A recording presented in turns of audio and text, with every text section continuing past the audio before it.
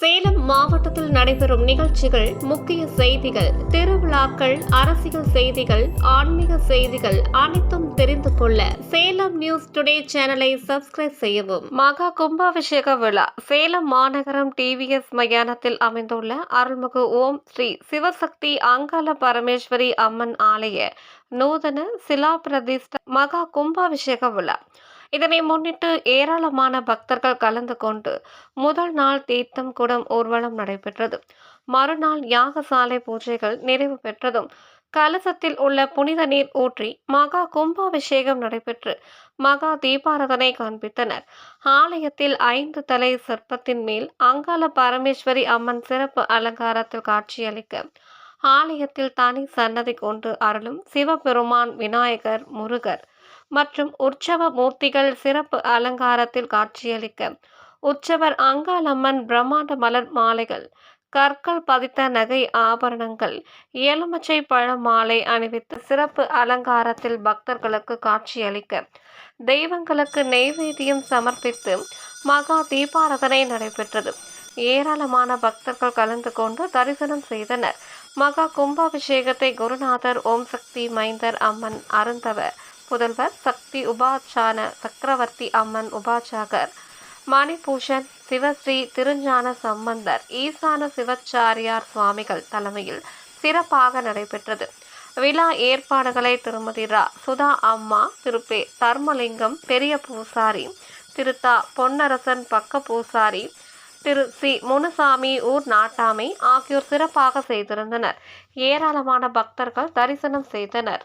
நம்ம கோயில் எங்க இருக்குன்னு பாத்தீங்கன்னா, சேலம் புதிய பேருந்து நிலையம் பக்கத்துல டிவிஎஸ் மயானம் உள்ள வந்தீங்கன்னாவே முன்னாடியே நம்ம கோயில் வலதுபுறத்திலேயே கோயில் இருக்குது.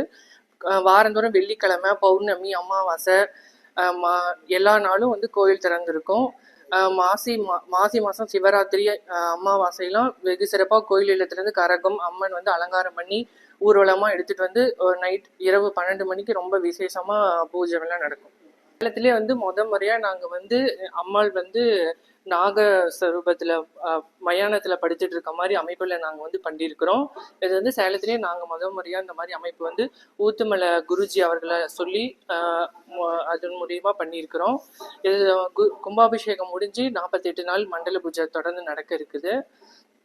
அம்மாள் பாத்தீங்கன்னா இப்ப 12 வருஷம் கழிச்சு மறுபடியும் புது வர்ணம் அவர் குருஜியோட அருளால புது வர்ணம் பூசி இப்ப சிறப்பா 2 நாள் நடத்தி முடிச்சிருக்கிறோம். மாதந்தோறும் அமாவாசையான சிறப்பா பூஜை நடக்கும்னா, அதோட தோறும் ஆண்டுதோறும் மாசம் அமாவாசை அன்னைக்கு மயான கொலை சிறப்பா நடக்கும். புதூர் கல்லாங்குத்தூர் கோயில் வீட்டுல இருந்து எல்லாரும் அம்மன் வேஷம் அணிஞ்சிட்டு காக்காயின் மயானத்துக்கு போய் அங்க மயான சோறை இட்டுட்டு மறுபடியும் இங்க பூஜை சிறப்பா மதியம் 12 மணிக்கு மேல இங்க பூஜை நடக்கும். குழந்தை இல்லாதவங்க, கல்யாணம் ஆகாதவங்க, பில்லி சுனியத்தால பாதிக்கப்படுறவங்க, அவங்க எல்லாத்துக்குமே அம்மாள் அருள் புரிகிறாங்க. இந்த தொந்தரவுனால யாராவது இருக்கிறவங்க மயான கொலை அன்னைக்குமா அம்மளை தரிசிச்சா அந்த உள்ளன்போட, இப்ப எந்த கலியுகமா இருந்தாலும் உள்ளன்போட யாராவது மன தூய்மையோட இருந்தா எந்த துன்பமா இருந்தாலும் அது கண்டிப்பா இருக்கும். அது நம்ம இந்த காலம் தற்காலம் அந்த மாதிரி சொல்லிட்டு இருக்கோம். எப்படியா இருந்தாலும் அது உணர்ந்தவங்களுக்கு தான் அது சொல்ல முடியும். உண்மையிலேயே மன தூய்மையோட ஒரு உள்ளன்போட யார் அந்த ஒரு பிரார்த்தனையை முன்னெடுக்கிறாங்களோ அவங்க கண்டிப்பா அதோட இதை அனுபவிச்சிருப்பாங்கன்னு தான் சொல்ல முடியும். அது அது அனுபவிச்சவங்களாலதான் அது உணர்வுபூர்வமா சொல்ல முடியும்.